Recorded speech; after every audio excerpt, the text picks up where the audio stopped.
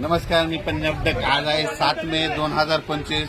मी आलेलो आहे हरिद्वारला ना. हरिद्वारला ही गंगा नदी आहे आणि या ठिकाणी आपल्या महाराष्ट्रातल्या शेतकऱ्याला अंदाज देणार आहे.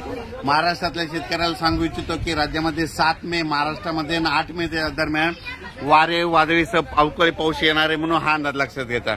पण महाराष्ट्रातल्या राज्यातल्या शेतकऱ्याला सांगू इच्छितो की जनता कांदा काढणी चालू आहे.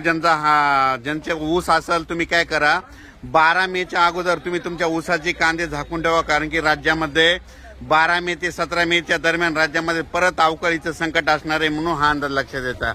आणि मी या ठिकाणी हरिद्वार या ठिकाणी आलेलो आहे. हरिद्वार, केदारनाथ, बद्रीनाथ जवळपास 10-15 दिवस या ठिकाणी मी इकडे राहणार आहे. आणि या हरिद्वार या ठिकाणी म्हणजे हरिद्वार म्हणजे आपलं ही देवभूमी आहे आणि या देवभूमीहून आपल्या महाराष्ट्रातल्या शेतकऱ्याला मी अंदाज देणार आहे. म्हणून राज्यातल्या सर्व शेतकऱ्याला सांगू इच्छितो की राज्यामध्ये 12 मे ते 17 मे दरम्यान परत अवकाळीचं संकट असणार आहे.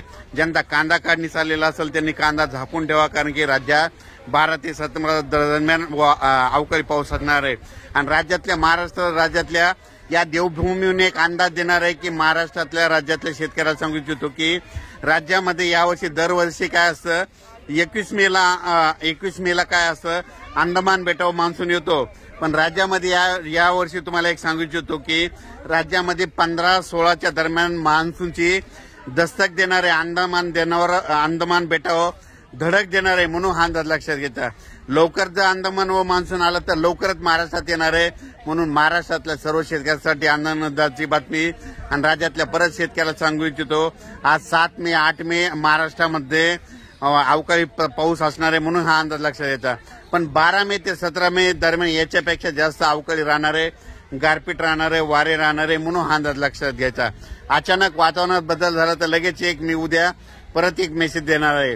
आणि हे ठिकाण पाहू शकता, ही आहे गंगा नदी. ही हरिद्वार मधली ही नदी आहे, गंगा आहे, म्हणून हे तुम्ही पाहू शकता. धन्यवाद.